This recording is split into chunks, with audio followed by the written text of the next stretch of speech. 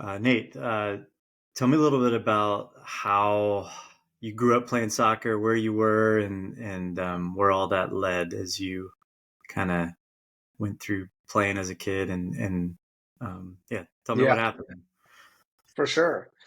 So an 80s kid, I'm pretty sure like some flyer came home, from kindergarten because that's around when I started playing that said Mhm. soccer was an option. I went out, really enjoyed it, had some really like I still fondly remember some of the teammates and the coach from like that first soccer team that I played on actually. So I had a good experience, showed a bit of talent. I grew up in Minneapolis, Minnesota, so like ice hockey is kind of king there. And I also grew up playing ice hockey around maybe 12 or 13 years old. We lived across the street from a soccer field, like a big, there was a baseball field, like a big park, and lots of teams were practicing there. I was like tiny, like absolutely tiny. So my freshman year in high school, I was 4 foot 10, 78 pounds. Um, and so hockey was like, that was becoming a bit of a challenge. I was like good, like playing in travel teams and stuff like that. But at the same time, like we started to hit and I was starting to get knocked around a bit. And there was this men's league team that came and practiced, and it was called Internationals FC. And there was like very few Americans on the team. And in the 80s in Minnesota, like soccer still wasn't cool. Like you sort of got made, lots of kids played it, but at the same time, you would sort of like get made fun of. It wasn't like the cool thing to do. Right. But these guys sort of recognize, I would be out playing roller hockey in the streets or kicking the soccer ball around. And eventually one of these guys, who I'm still friends with today, actually, his name's Ted Creighton, sort of took an interest and was like, come over here and play some soccer with us. And then, and they were the best men's league team in the state at the time, like playing at like a pretty reasonable level. But the guys were like, this kid's pretty good. Like, let's let him practice with us. And I was only like 12 or 13 years old. And then at that same field, I met a guy who's also like still a really close with me today named David Lawson, who was coaching a youth club, was the director of a youth club. And he invited me to play on like his U16 select team, which is like a big jump up. And I was still this tiny little like 12 or 13-year-old kid, like looked way out of place. But between those sort of two interactions that happened at that field, we started to train with this men's league team and finding like a really good coach in David. I just like fell in love with soccer in a way that I necessarily hadn't before. And all these foreign guys were, telling me about foreign leagues and talking about it and excited about it. And I started to feel really cool because I was playing up with older people. So I was really inspired to get good. Great for my confidence. And I then ended up playing in high school, like played on the varsity team as a freshman, was playing on these select teams, played ODP. And then college recruiting came around. I didn't have uh, like a ton of people around me that helped me navigate that process very well, actually. And now a guy who's like my best friend and was like a competitor of mine, basically played at a rival's high school, was the one that sort of stepped in and like taught me like, just because you play ODP and stuff like that doesn't mean you're going to get a scholarship. And I was definitely in a position where I needed a scholarship to like fund college. Mhm. But I sort of thought it was going to come to me because I was playing at a pretty good level. And he stepped in and helped me like create a VHS highlight tape, like at his high school. Like I went to his high school and like used the editing equipment that he knew how to use, created this tape, got my name out there, and I ended up going to the University of Maine, like on a Division I scholarship. Um, again was tiny. So I think like at the time at preseason they did a weigh in and I was maybe like one of the smallest male Division I athletes ever in the conference. So it was like by that point in time I'd worked myself up to 118 pounds as a college freshman. Had a sort of not a super great freshman season, like struggled with the physicality of it, a little bit mentally too, like not being good anymore. So I sort of started playing by the end of the season, but I didn't travel for the first trip, which was like devastating. And then had a good sophomore season, and was maybe not loving the university, like the whole environment. Like it was good, but attracted enough attention and from ex teammates and stuff like that that were like that I decided to transfer and I went to Marquette University and played there. Also, like I guess you'll learn in a second here that I ended up playing pro, but that didn't go that great either. We like came in with they had made the NCAA tournament the year before. I knew some guys on the team. We had like a top 10 recruiting class back in Soccer America, the old like newspaper that would come out. And a good friend of mine was that I roomed with, that was sort of a big reason why I transferred, Donnie Mark, was like the Conference USA Freshman of the Year, first team all conference. And our coach sort of kind of didn't know what to do with the new type of players that he had. A bunch of people came in that really wanted to, like, he was an English guy and we wanted to sort of get on the ball and play. And the fallout is that over those next 2 years, a lot of the guys that were on scholarship like didn't play very much. A lot of guys that were sort of walk-ons came in that were maybe a little bit more the style of play that our old coach was sort of comfortable with. So Donnie actually transferred and went to 2 Final Fours and won a national championship with UConn. But in our time, like his sophomore year, the year that I transferred my junior year, like he barely played for us. To sort of put in perspective, sort of like it ended up being sort of not the best choice for me in terms of like where I transferred to. But I had a great PDL season. I played for the Twin City Tornadoes back in the old PDL, like the summer before my senior year, and was like one of the top goal scorers and like point getters, like assists and goals in the country. And had been practicing with the local like Minnesota pro team that was there back in the day, Minnesota Thunder, and sort of came across their radar.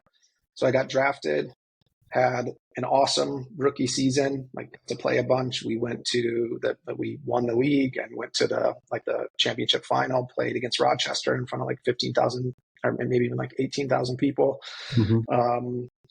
And played there for a couple of seasons, and then basically bounced around professionally from within the sort of USL, also played in Sweden for a couple seasons, and then sort of ended up finishing my career down in New Zealand after like a sports hernia operation. So over the next 7 years, like this is early 2000s, like making a living, enjoying things, but never, like I was never a league all-star. I never like really sort of took off in terms of my playing to reach the potential that I hoped I would, but obviously had like a blast playing and had some like amazing experiences. So cool. Yeah, I've been going for a while. I'll stop now. No.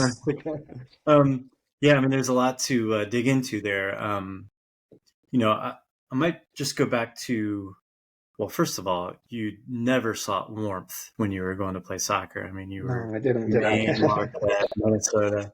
So, yeah. You wouldn't have known what to do with yourself if you ended up down in like, Southern California or something. No, for sure. But maybe that was my mistake. Maybe that's what I should have factored into it. Right.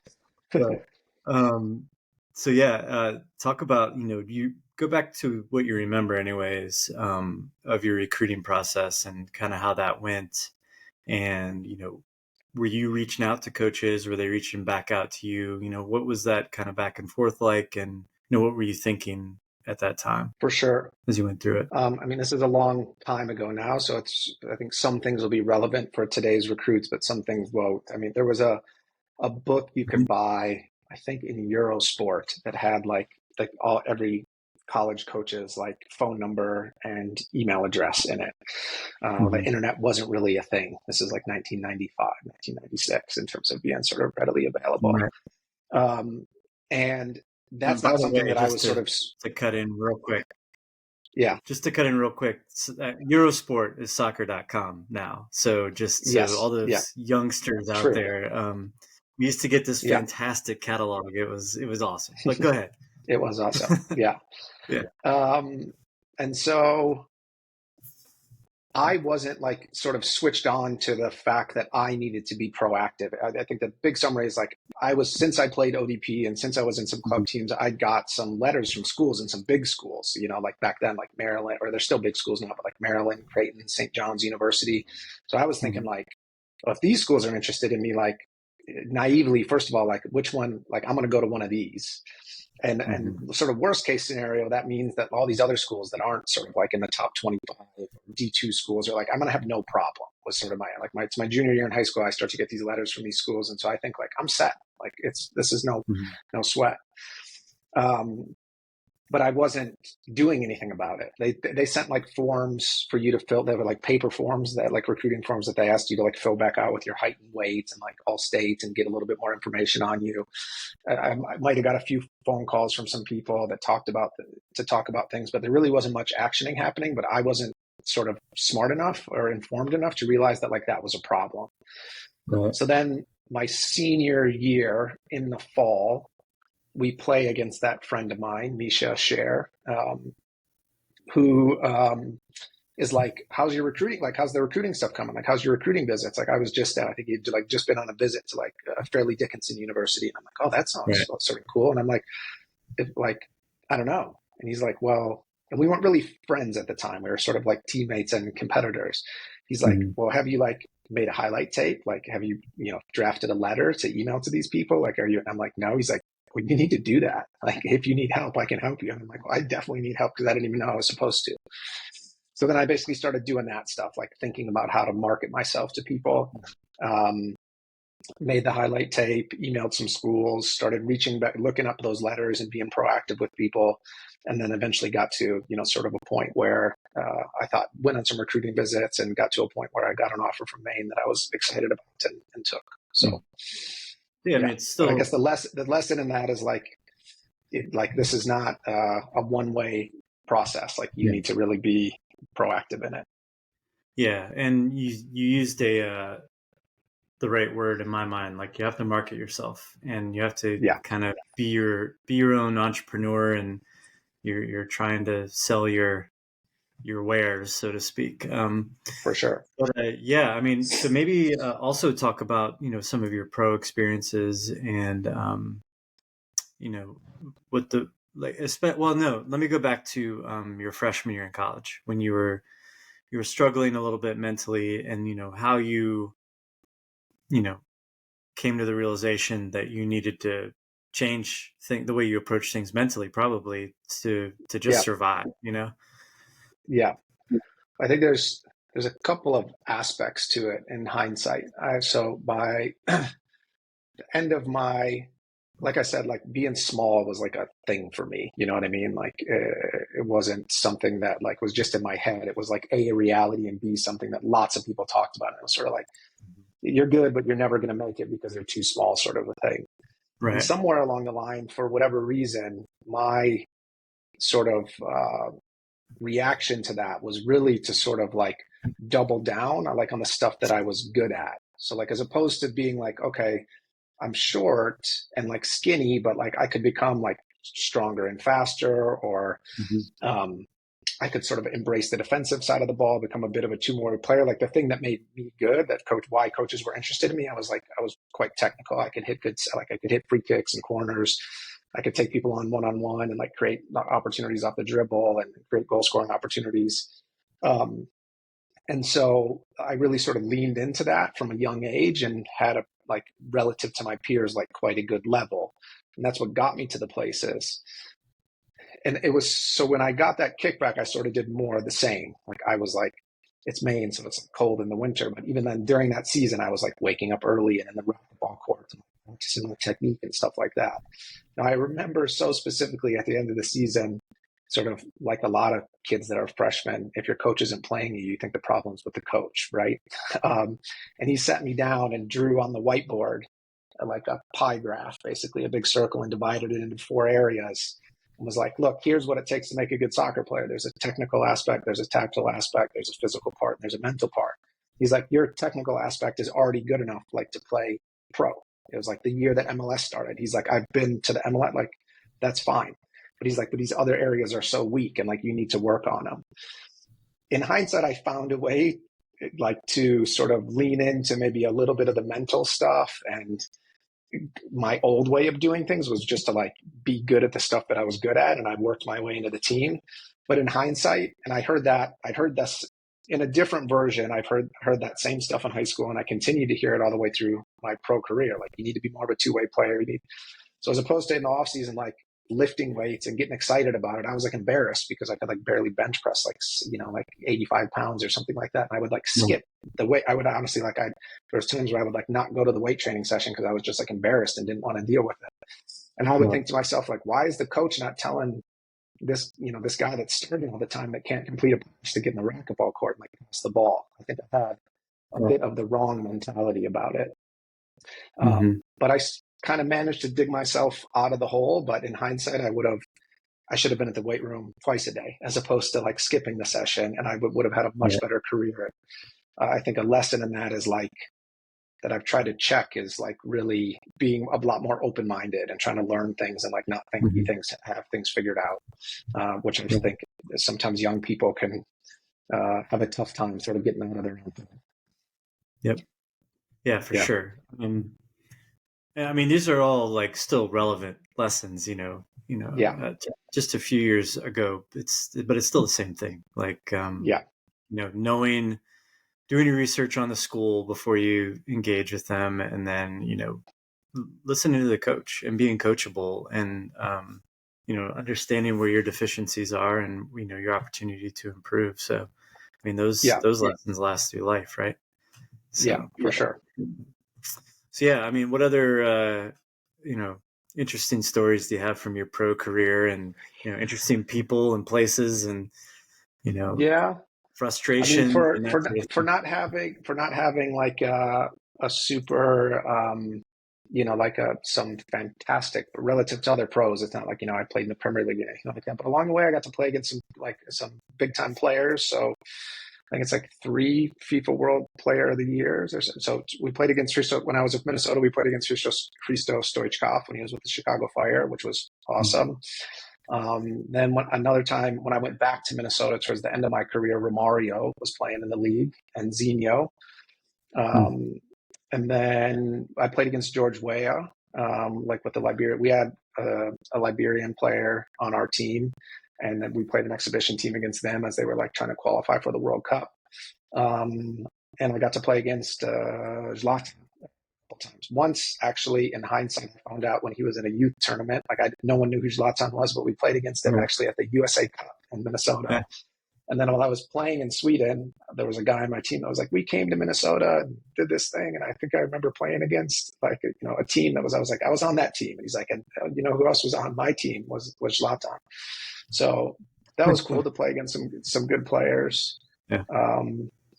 Playing in Sweden, and I think it was 2003, was not super normal. Like there was like a sort of a Yanks Abroad website that was tracking players that were playing overseas, like Americans that were overseas, and that wasn't a very long list. Like definitely less than 100, and maybe even closer to 50.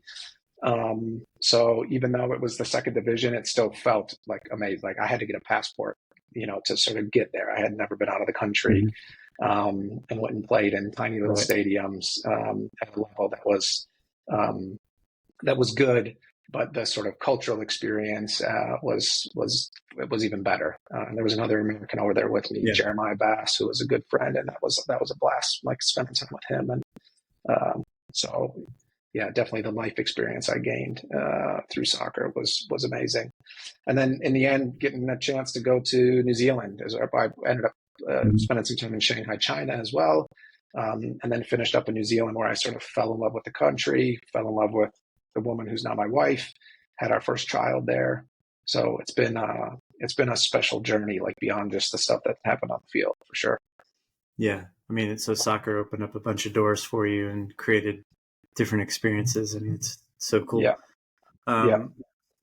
Talk a little bit about the difference in just the culture, playing in Europe, and why is it so difficult for Americans to break in over there, or especially maybe it's not as difficult anymore because we're being recognized as better soccer players, but back then, why was it so difficult? And talk about just the difference in level that you saw. So I ended up then moving from playing into a role as the executive and technical director at what is now called Olay Football Academy in New Zealand.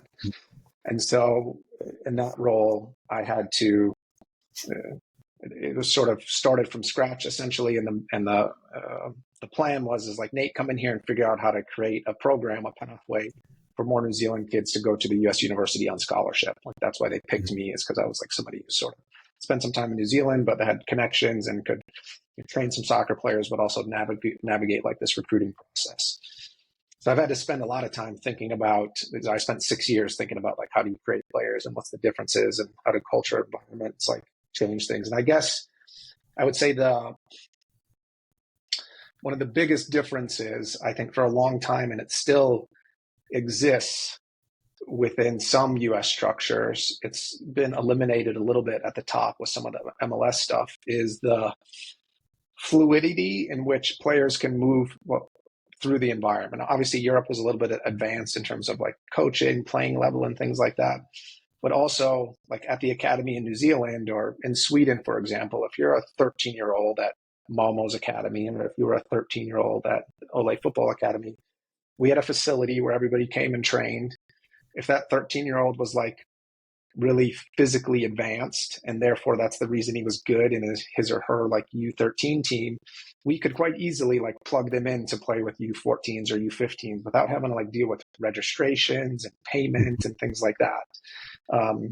Here in the US, I think this idea that you sort of just get locked, like you're playing for a club, but like you're really just playing for a team within that club. Like oftentimes people train at different places. No, he's paid to play here. No, the rules don't allow you to play up or play down. I think this like element of fluidity that was like sort of naturally built into like European and South American academies of like, let's find the right level for you to develop within. And that might not be the same team or the same game like every day. It doesn't change on the year. It changes by the week based on performance, is one sort of combined with the whole promotion relegation, like Darwinian aspect of like European soccer, just like made for almost like more Darwinian results. Like it was sort of, the system had been designed to let the cream rise to the top as opposed to this sort of like fixed, you practice on this day and this day and you pay this much money and this is your coach and let's reevaluate in a year. I think that's like one of the biggest differences like in the two systems that sometimes people don't think about. Right. And how far away do you think the American system is from? I think it's come a long way. It's like incredible. Like all things around, I think like US soccer is, of course, there's always, I mean, there's some things to complain about, like, you know, us missing a World Cup or an Olympics and you know, national team performing better. But like on the whole, I think the progress that this country is making is incredible. Like women's pro league, men's pro league, the quality of youth players, the changes that people are making to make more fluid environments, MLS being free, and you know, so it's not all pay to play everywhere anymore. Yeah. I think in general, like those of us that are fans would all like for it to go better, and I think there's some people that can get real sort of negative and find all the holes in it and stuff like that. And those people that's part of like progressing it forward. But these days for me, I'm the coach of my son's 2015 boys academy team at Colorado Rush. But in general, I'm like, my sort of view on US soccer is really positive. Like I just think it's amazing to see what's happening in MLS and NWSL and all these players playing in Europe. And of course it can be better, but I don't sort of maybe live in it every day. It's not my life anymore. So maybe I'm not as close to the problems, but from where I sit, it's like, I feel proud and happy of the progress we're making at a macro level. Yeah. So at some point you retire in New Zealand. Yeah. And so fast forward to today, and you are heading up a company called Playermaker. Yep. And in the US, and it's a London-based, England-based company, right? Yeah, head office in Tel Aviv, Israel, but also offices in the UK. Yep. Okay. And so I want to get into what that product is, and you know how it's helping, especially the youth players. And then I also want to get into how it can be used as a tool in recruiting, how you can demonstrate who you are. So talk about the company, what the product is, and we'll go from there. For sure. So Playermaker is like the world's first and only foot-worn wearable player development system. So it's a couple of rubber straps that you put on your soccer shoes that have sensors inside them. And those sensors are measuring like physical, technical, and tactical performance. So everything from, you know, how far you ran, what your top speed was, how many times you sprinted, how many times you turned, to how many touches you had, right and left foot, how many passes, which area of the foot you're kicking the ball with, how fast the kicking velocity was, and playing tempo, time on ball. If everybody's wearing them within a team, you can see like pass completion and loss and regain stuff. So it's a really, really unique product. And I think that beyond just the ability of Playermaker to measure things, physical performance is something that's been measured for a while, right? Like everybody's seen the GPS vest that people wear. Now we've sort of broken the mold and can do technical stuff and we can do tactical stuff. But I don't think that Playermaker should be viewed as like a better and or different version of GPS. I think GPS is like, it spits out data that's used by, when it's used well, like used by sports scientists and people that really understand that, and a little bit of like a high level tool. Whereas Playermaker, long term, the vision is that it's not a place that measures performance. It's a place where players come to get better. It provides inspiration, it provides information, there's content, there's challenges, there's partnerships like we have with Manchester City, and in the future, other clubs or players or leagues where you come to find out how to be better. And that's more than just like looking at your data after practice to see how far faster. That's like the starting point for it. But long term, we want to build a platform and a community for players, parents, and coaches, but it's really player centric, where players can own the journey. It works indoor, it works outdoor. You can use it when you're playing for your high school team. It's not like something that the coach brings in from practice. You take ownership over it, and you can wear you can wear the device and be a subscriber from the time you're 7 years old all the way until you sort of like college. So right. So what kind of information? So it obviously you said it's distance covered and touches and pass. I guess if everybody's wearing one, then you can measure pass completion, that sort of thing. Yep. So the words that you said were player development program, which I want to like understand. I want people to understand like how they can develop using this data. What feedback they're getting. I'm assuming on their phone. Well, I know on the phone. I've looked it up, but what that data is, and how they can use that to their benefit. Yeah, I mean, I think it's the sort of the beginning of a whole new product category, right? So I think there's like new ways to look at it in general, but like from a really simple perspective, and let's talk about it maybe from like a youth player and coach's perspective. Let's start with some basic work rate stuff. So like you can wear it in a game and you can see that like the average distance for your team or even within a position is covered is X, right? Or you can look at it in terms of like work rate, in terms of like work per minute. So those are sort of the basic demands of the game that now you can quantify. Well, how does your training plans match up relative to that? Is training more intense or less intense? Do you think on certain days, do you want it to be more intense or less intense? So you can gain some basic benchmarks around some key metrics that I would look at would be, sort of total distance and like meters or yards per minute. So you have a little bit of volume and intensity. And then same thing from the touches, like how many times are you getting on the ball in the game? And then in practices, and especially then for some coaches, like relative within each other, there's always going to be better and worse players. Like, are you providing enough opportunities for the players at the bottom of your roster to actually learn? Like that's one thing that I can see like within my group at the moment is a couple players that I see potential in and I want to do right by them. But at the beginning of it, like the amount of just learning opportunities they were getting was sort of shocking to me, how few they were relative to the other players. So how can I actually like change the rules or change the design or the groups that I have in here to make it a little bit more further? They're not as good now. They're never going to catch up if they don't. If they're basically just getting the ball taken them off all the time when we do the 1v1s. How can I make the 1v1 a little bit more fair?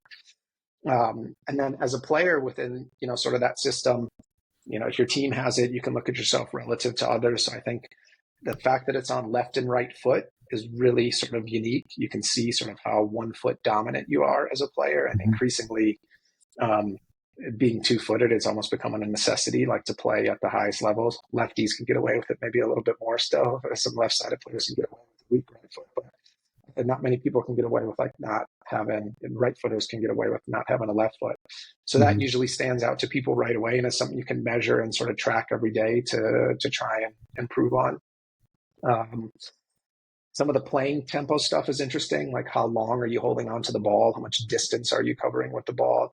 At younger ages, I think, you want to see that increase. Like what the score of the game isn't necessarily super important, but like Do you have kids that are like covering ground with the ball and staying on the ball longer as opposed to just like kicking it away?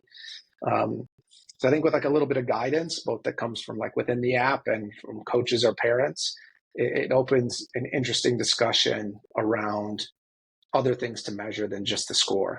I can look at it and say like my goal in today's game is to make sure I have like 25 or more possessions, as opposed to saying I want to score a goal today, or like I want our team to win. Just can I get on the ball a little bit more? You know what I mean? When I get on the ball, can it be moved from 90% on my right foot to and only 10% on my left, to 20% on my left, and 80% on my right? Right. And maybe even more so in training, where you have a little bit more control over some of that stuff. So yeah, I think it's the beginning of what could be like there's never been a product like it that sort of measures like at an affordable price, that works indoor, that works outdoor, that like measures technical performance in that way. The only data, most of the time, the data that people are getting access to has to come from video. It is all in the match, whereas this also works in training. That's the other like really unique thing about it. Training video data doesn't really exist at an affordable price point for kids. And they're only getting video if it's being broken down from some of these companies like in matches. So you can pair it with video. You can do an export. Yeah, we have like, especially at the college level, where teams don't have the resource to video practice, but like don't have the resource to have somebody tag it. Like in the games, they might have somebody tagging this was a shot, this was a pass, this is attacking third entries. They might send it away or get it breaking down, so they get all that back. Very few college teams have the resources to have somebody break down practice video, so they're more so just like, then you jump in and it's like, as a player or coach, like where do I start? I think we started this session at the 7v7 stuff at about 20 minutes in, so then I find it and then I watch it. Where with Playermaker, especially the players, by exporting all their touches and like high intensity actions, they can just watch those clips. And so a lot of coaches like it because they take the time and effort to film the video, and maybe they watch the video for the important parts. But a lot of these platforms, you can actually track how many minutes the players watch video. And a lot of times it's not very much. But if you can tell them like, go to the video and you can just see all your touches at the push of a button, you're just going to see the stuff that you did, then it increases the engagement with the players. Whereas most kids are going to have to be pretty motivated to sit down and watch like 90 minutes of their own video, and they don't even know. Sometimes it's on two different parts of the field and you might not even be on it. So yeah, I mean, all of our attention spans are shrinking, so I know. Kids. So it could even be well, there's a couple of questions I had coming out of that. Like it can be relevant to what position a kid plays. If you're a six, and you want that person demanding the ball, like that's going to help you measure how much possession that player has, and then like you establish a trend, data wise over time that in this match you played really well and you had so much possession or whatever, and however you're planning the data, and then this one was really low. So, and we felt like you didn't play very well. So obviously, you need to make yourself more available and get into certain spots. So that's really cool. So, as a high school player, and how could this data be presented, in the recruiting process? Have you seen that being done yet, or is that still a work in progress? And I think there's like massive opportunity for like young kids to, as you would say, like market themselves better. I think there's a couple like aspects to that. The first thing is like, I would tell everybody is like, take it, like I sort of alluded to it earlier, but like you got to get your ego out of it. Like it's not so much about, and even from a playing perspective, like, okay, I'm a good attacking player, so like then therefore like I measure my success as a 16-year-old on how many goals and assists I get. Okay, like good, but like college coaches aren't looking for. Ultimately, every coach in the world is looking for better players. Like Pep Guardiola has a whole. They're spending millions of dollars right now. Like everybody thinks their team's so good. I can tell you right now, they're spending probably tens of millions of dollars, all things considered, on all the technology, all the scouts they have, everything to find even better players than they have right now. Everybody's always looking for better players. And within that better player construct, everybody's looking for leaders and good teammates. Like it's, yes, some people get away with being so talented that they can sort of just focus on themselves.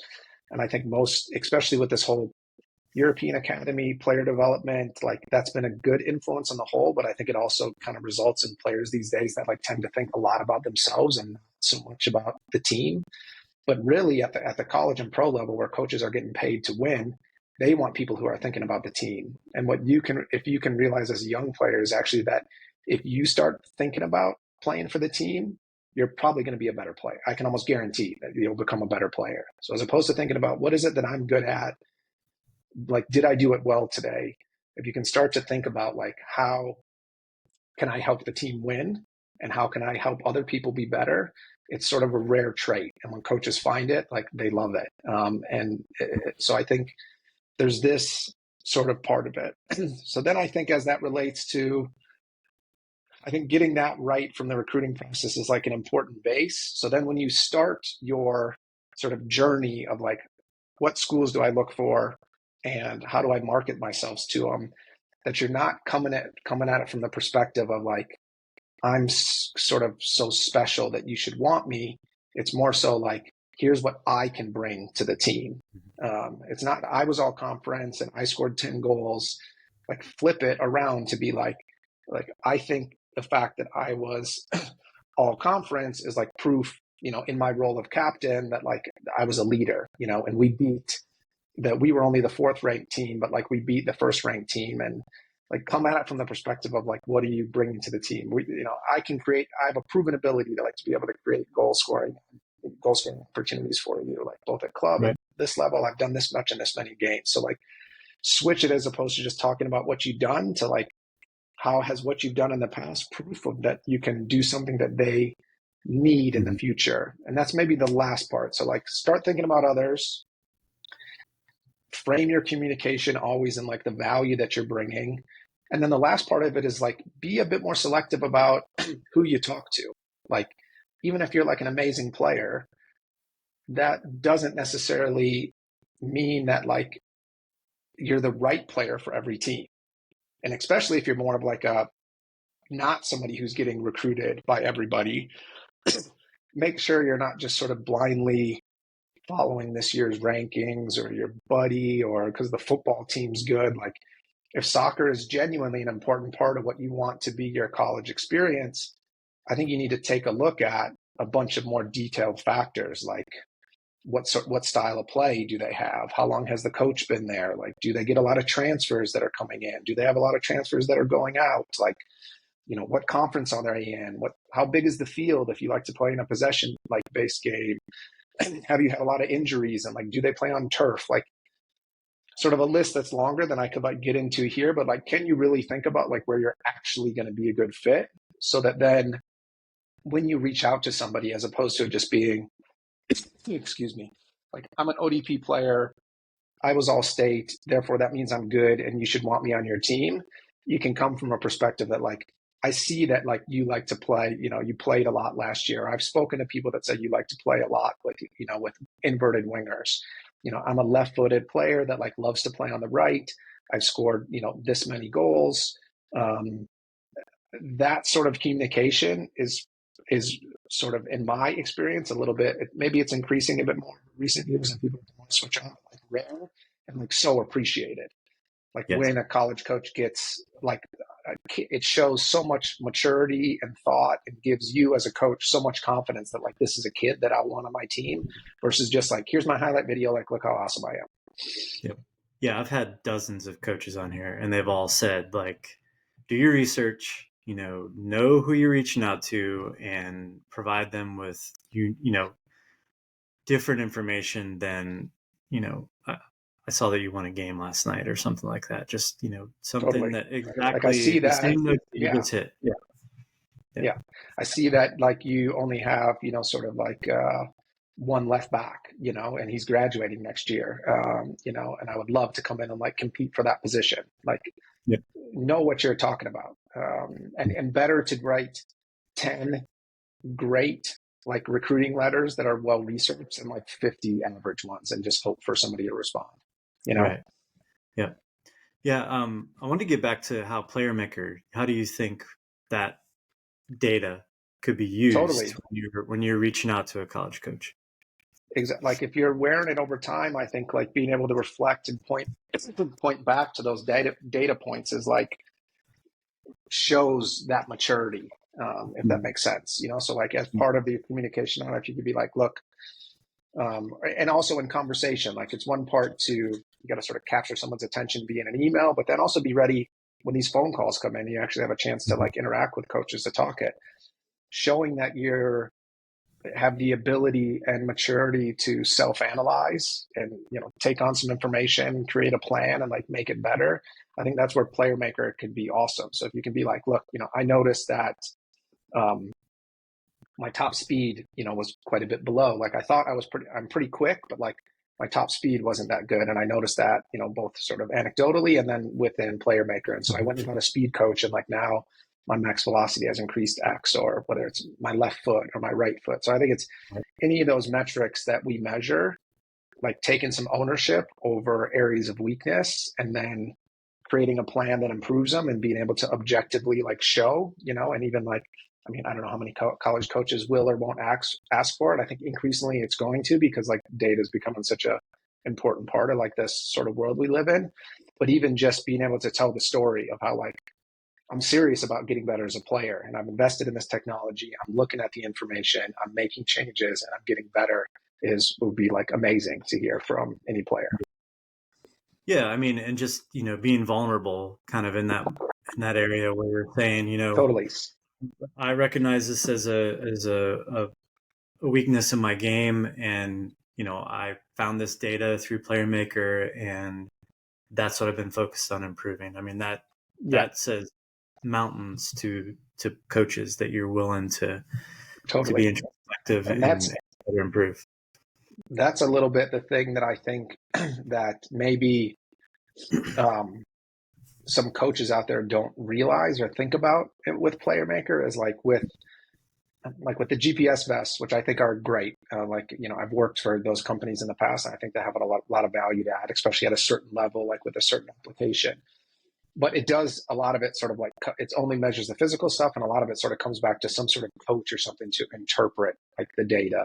Mm-hmm. What I actually think is like amazing about Playermaker is that like, especially with kids, younger kids, these kids, like I'm coaching a 2015 boys team. So these kids that are, not 8, 9, 10, 11, 12 years old, like I genuinely would I'd tell all the parents on my team to be getting their kid a Playermaker for Christmas. And even if I never looked at the data, the idea that now they are going to be more excited about playing soccer, like this is cool. Like that generates in like a more effort, and the intensity usually results in like getting better.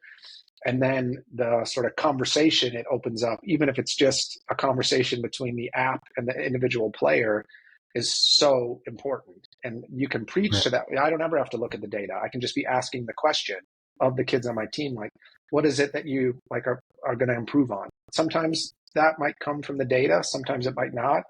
But, they say like what gets measured, what doesn't get measured doesn't get managed, and vice versa. I think it's like this really sort of unique starting point for a conversation around how do I get better as a soccer player that doesn't exist like without some data points and at an affordable price, and that sort of works everywhere. I think starting that conversation early is really valuable. So like as a coach, I wouldn't think of it as like, oh, like player, like another one of these sports tech companies that's going to like cost us money and I'm going to have time to like look at it. Like you don't have to look at it. Like the players can look at it, and the players will benefit, and the players will get better just by putting it on. And if you do have time to look at it, then you can become better as a coach. Or if you want to prioritize making time for it, like there's tons of value there for coaches, but it's like, unlike some other technologies, it's not coach dependent. It's very like the name. It's like, it's about the players. Right. Yeah. It's basically, to simplify it, it's, all these Fitbits, Whoop straps, Apple Watches, they all have these metrics that measure what you're doing throughout the day. And this is basically that for a soccer player. Totally. Yeah. So, it's like I got 10,000 steps today, but, for in the soccer world, it's what you said it is, it's just measurables that, you can improve on each day. So, it's fantastic. And now I understand what the difference is between the vest and, Right. my son plays in college. He wears the sports bra every day, and Yeah, but this is totally different. totally. Yeah, it's Yeah. cool. Talk about the partnership with Man City. What's that all about? Yeah, I mean that's before, I'm new and I'm building out the team and like hiring people and so that is before my time, but it's like so I wasn't involved in making that happen, but it was really cool. And basically it was Manchester City looking at this new technology and saying we sort of want to make this, part of what we do in general. So like they use it like at their own academy, but then they also went away and basically developed, and I think it's like 80 hours worth of content or something like that. Like it's a lot that they've done. Maybe that sounds like too much, but like definitely like tens of hours of content that now exist if you buy our CityPlay app that and they also did a big research project with a local university to sort of develop, okay, now you can measure this stuff, but what's the stuff that we think is important? And they've narrowed it down to a handful of metrics where you get like a spider web graph and can measure your progress in terms of like your first touch and your agility and your speed and your dribbling. So they've taken it, which is where we want to head from more so like, what are you measuring to like, okay, put this data in a bit of a framework. What's the stuff you should focus on? Where are you improving? Where are you not improving? And also like some suggestions for improvement. So if your dribbling score within the app is not where you want it to be and you want to improve, you can click on custom content from the Man City like coaches and players and watch some videos and get some tips on how to improve. So yeah, it's cool. And Oh, cool. that's not like an exclusive, like we're only going to do that once because it's Man City and they're sort of like the biggest team in the world. I think that there's with leagues, with teams and also with players, partnerships like in the future are available. And also that sort of customizable interface for clubs we want to eventually bring. So like, there's some big, like I coach at Rush, it's a massive conglomerate of clubs, or there's other ones out there like Surf and even some local clubs that don't like go national, like thousands of North Carolina FC, I think, has like over 10,000 players in it. Here locally, the Colorado Rapids youth stuff is massive like that. So at volume like that, I think it makes sense for us to enter a partnership where Man City is sort of trying to spread the word externally, I guess you could say, and like grow sales. And there's, some revenue motivation in there. But a big or small club or a big club could use the app as a way to better their players and better their coaches and potentially customize that experience. So as opposed to seeing a Playermaker logo when you go into it, the way CityPlay has sort of branded it with the colors and the logos, and they can send different information into it. We eventually want to bring that partnership like model to the masses, basically. Gotcha. Yeah, I mean, what a great idea. And so this just straps, like you said, it just straps on the boots, and you just wear it through training. You can wear it in a game, and it doesn't interfere with touch, or nobody's complaining about that or anything. So it's No, I good to mean, go. in short, no. That's definitely like when I first saw the Mhm. product before I was approached about the job, I was like, that looks kind of cool, but kind of weird. Like, who wants to put something on their foot? Um, and I've been really, so it was one of the first questions I asked, like during sort of the interview process. And I don't think in short, it's basically hasn't been as much of a problem. We wouldn't have grown as much as we are. Like right now, if we go on the website and try and buy a unit, like you can buy a unit, but like it's on back order because especially with some of like the discounts we did over the holidays, Black Friday and Cyber Monday, Mhm. like we sold an unprecedented number of units that the factory like can't even keep up anymore. So you'll get your unit, but it's not going to get there in a week. So I think it's especially for young players, it's not a problem. I think for as players get older, they get a little bit pickier, and if not functionally, like aesthetically, like I have these boots and they look a certain way, and I don't want to sort of cover up this part or that part. But we have a bunch of Ajax, Benfica, Chelsea, Liverpool, Man City, like the biggest clubs in the world are using this stuff, and it is going on some of the best players in the world too. And even if they're not wearing it every day, because we can measure some things that are really unique, even in terms of like since it's on both feet, again, things like it's sort of brand new technology, measuring gait analysis and stride analysis and things like that. So if you have a Kevin De Bruyne right now who's like coming back from injury and is worth, potentially, hundreds of millions of dollars in the transfer market or lifetime value, Right. the trainers are telling him and he's saying like, no, no problem. Like I'll put this thing off. It's going to help me like return quicker. So we have pictures of big time players like that are using them, and it's not just for marketing. Whether they're using in game all the time now, because we've just got a FIFA approval, is sort of like yet to be determined. But there's plenty of, or during preseason, we have lots of like Premier League teams or elite teams where like everybody wears it in preseason, but maybe doesn't wear it in the game. So I don't know where exactly it'll head in terms of adoption at the elite level, like worn in game.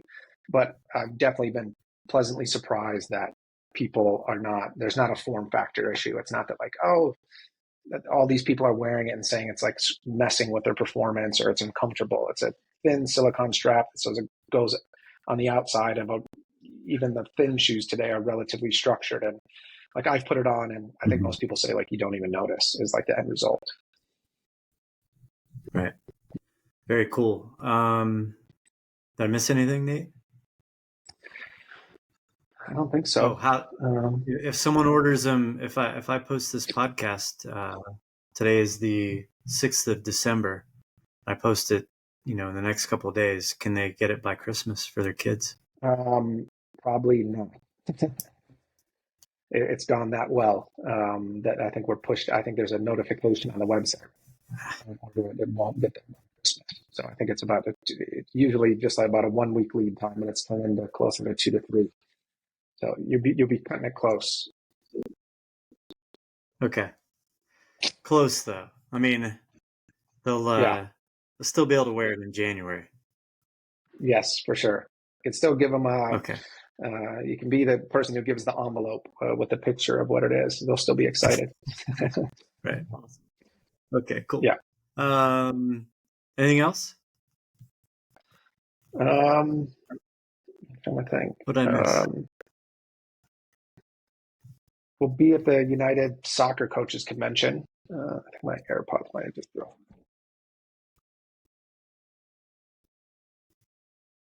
I got you. We'll be at the United Soccer Coaches Convention. So I'd love to, if you're interested in swinging by. We're hiring as well, like the team's growing quickly. I sort of briefly mentioned that, but like check out LinkedIn for open roles that we have. We're looking for good people, particularly good people in Denver, because that's where the offices, that's where I'm based, and that's where the offices are open up. But no, besides that, I think we sort of, covered most of it. Okay. Very cool. I really appreciate it. Let me hit stop and then we'll talk for a second. Okay.